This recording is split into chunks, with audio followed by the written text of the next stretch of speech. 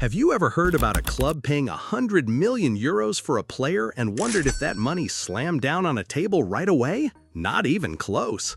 I'm Mark Ellison. I grew up in Manchester in a football-mad family on a tight budget. While my mates dreamed of scoring for the first team, I was the kid asking, where does the money really go? After scraping through economics at uni, I started decoding these big numbers so regular fans can see the real game. In this video on Kickin' Riches, I'm pulling back the curtain. Here's the first shock. Clubs almost never pay one lump sum. Payments come in stages, sometimes over years, and some of the headline number is conditional. And even before the selling club sees a cent, up to 5% is set aside for FIFA's solidarity payments. FIFA literally says youth clubs that trained the player should get a share. So the headline is loud, but the cash is careful. We dug through FIFA regulations and club financial reports to map how these deals are built. If 100 million is on the screen, how much moves on day one, and who gets every euro? What was the biggest transfer fee you remember, and did you ever wonder how much was actually paid?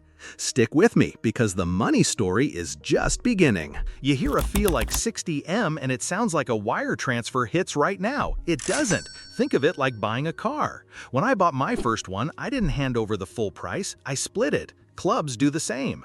A deal might read 20M now, 20M next season, and 20M the year after. 2 to 5 installments is common, often aligned with seasons or financial years. It smooths cash flow and spreads risk. Then come the add-ons. Clubs tack on bonuses tied to performance. Examples: 5 million if the player hits 30 appearances, 3 million for a trophy, 10 million for Champions League qualification. These extras can inflate the headline by 10 to 30% if the targets are met. If they aren't, that part never gets paid. So a 60M headline might really be 40 million guaranteed with 20M in maybes. We reviewed recent deals reported across sports media to see how often payments are phased and how add-ons get layered.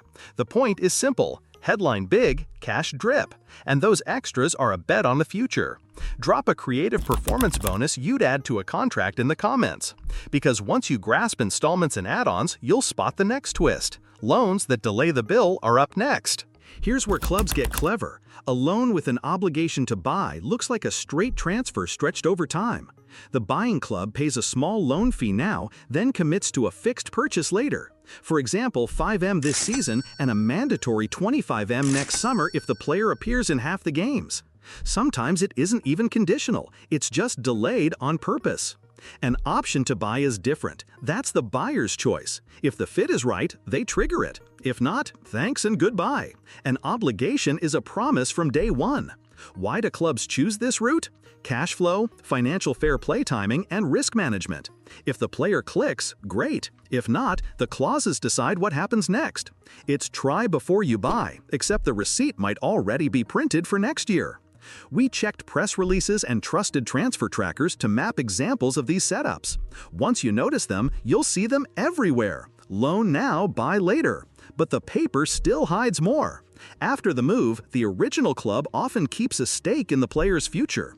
Up next, sell-ons, buybacks, and release clauses that control what happens down the road. The money story keeps winding. Let's talk clauses that travel with the player. A sell-on clause lets the first club cash in again later. Picture this: a small club sells a teenager with a 20% sell-on. Years later, he goes for 50M. That first club suddenly pockets a serious slice. Many sell-ons sit between 10% and 30%, sometimes on the full fee, sometimes on the profit. It's a smart hedge for clubs that bet on their own scouting. Buyback is the reverse lever. The selling club can repurchase the player at a preset price and window. Big teams use it like a bookmark. Go develop elsewhere, and if you explode, we can bring you home without a bidding war. And then there's the release clause. Especially in Spain, a fixed price unlocks the door. Hit that number and the club must let the player go after the legal paperwork. It doesn't mean the deal is easy, but it means the starting line is clear. We parsed legal analyses and transfer reports to make these simple. Clauses move risk. They also shape future fees. But enough future talk. You want to know where the money goes right now. In the next part, we split the pie between club, player, agents, and the youth teams who helped build the star. You see 100M and think the selling club banks 100M. Not quite. First, FIFA's solidarity rule strips out 5% for the youth clubs that trained the player from ages 12 to 23. That's $5 million on a $100 million fee paid out across the academies by the years they trained him. Next, the players' camp. A signing-on bonus often lands on day one. It can be millions. Agents and intermediaries take a commission, often 5 to 15% tied to the deal or to wages. Some players also receive loyalty payments promised by their old club for staying until the end of a contract. And don't forget image rights agreements. Clubs sometimes split a player's brand income into a separate deal. It can lower payroll optics and set tax clearly. You're watching Kickin' Riches, and if this breakdown helps, hit subscribe right now so you don't miss the deeper dives we've got coming. Tap like and share it with a mate who quotes transfer fees at the pub. We dissected announced wages, FIFA rules, and leaked agent agreements to map who gets paid. The pie is busy and the slices aren't equal. Up next, the 5% youth cut gets its own spotlight with a simple, real-world split. Then we head into the club accounts to see how this looks on paper. Why do youth clubs start cheering when a superstar moves? Because FIFA's solidarity mechanism pays them. 5% of any international transfer fee is held back and sent to the clubs that train the player between ages 12 and 23. The rule isn't vague. FIFA's regulations say any club that has contributed to his education and training shall receive a proportion of the compensation paid. Here's a friendly example. Fee is €8 million. Set aside 5%, that's €400,000. Now split it by years. If the player spent 2 seasons at Club A as a teen and 6 at Club B, Club A might get around €100,000 and Club B around €300,000.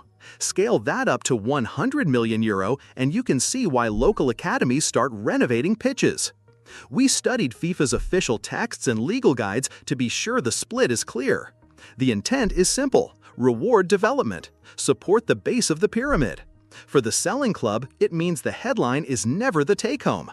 And for fans like us, it's a reminder that big stars grow on small fields. Now that we've carved out that 5%, let's open the books. How do clubs record these massive fees so they don't blow up one season's profit and loss? Onward to amortization. Here's where accounting flips the script. When a club buys a player, it doesn't expense the whole fee at once. Under common accounting rules like IFRS, that fee becomes an intangible asset, then gets written off over the life of the contract. That process is called amortization. Example time: pay €50 million on a 5-year deal. The club records about €10 million of amortization each year, not $50 million in year 1. Wages hit each year too. Meanwhile, if the club sells a player, the cash from that sale often shows as income right away. Subtract the player's book value, and the rest is profit booked today. That's why you see swap deals or academy sales near deadlines. Buying spreads cost, selling books profit. Clubs manage losses by timing both. We combed through IFRS guidance and real club annual reports to validate this flow. It's not trickery, it's the rules used strategically. And when you see a sudden flurry of exits on deadline day, now you know why. Let's stitch it all together. A big headline: staged payments, add-ons, solidarity, bonuses, and accounting. Next, a clean $120 million example so you can follow the cash and the books step by step. The money story gets real now. Let's break a $120 million headline into real life. Say the structure is $60 million on signing, $40 million next season, and $20 million only if the team reaches the Champions League. On day 1, the selling club expects €60 million. But 5% of each transfer payment goes to youth clubs, so $3 million from that first $60 million gets routed to academies. And the selling club nets $57 million before any other deductions tied to past agreements. On the player side, imagine a €10 million signing bonus paid now, plus an agent fee of €7 million. Wages might be agreed at $8 million net per year, which could cost the club about $12 million gross after tax, depending on the country. Image rights could sit in a separate agreement, paying the player's company for using their brand. On the books, the buying club records the guaranteed portion, $100 million, as an asset spread over a 4-year deal, so about $25 million amortization per year. If the Champions League add-on hits, they add that $20 million to the asset and increase future amortization. Simple path: guaranteed now, conditional later. This is how you decode a headline. Cash today, cash tomorrow, cash maybe.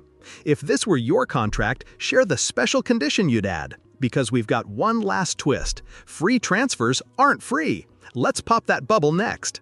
A player runs down his contract and moves on a free, zero fee, easy bargain, right? Not at all. The fee disappears, but other costs grow. The player often asks for a chunky signing bonus. Agents push for a big commission. Wages climb, and net versus gross matters a lot. If a player wants 8M net each season, the club might pay around 12M gross after tax to deliver that net take-home, depending on the tax rules. Clubs also set up image rights deals that pay the player's company for marketing use. On paper, that can separate salary from brand income. In reality, it's still cash out the door. Add it up, and a so-called free move can cost more than a mid-table purchase with a small fee. We reviewed major Bosman moves and wage reports to understand how these hidden costs stack up. The theme holds. Free rarely means free. It just shifts where the money lands and when. Drop the free transfer that shocked you after you learned about the bonuses and agent cuts. Now you've got the full lens. Headline, structure, clauses, slices, and the books. One final whistle remains. Let's wrap it and set you up to read the next rumor like a pro. So, is that 100 million transfer really 100 million? Now you see the truth. It's more like 60 million today, 40 million next season, and maybe 20 million if targets are hit. Big headline, lots of footnotes. We followed the cash and the accounting. Installments, add-ons, loans with buy triggers, sell-ons, buybacks, release clauses, solidarity for youth clubs, image rights, and amortization. It's a full field, not a single sprint. I grew up counting coins for match tickets, so I love showing how these shiny numbers actually move.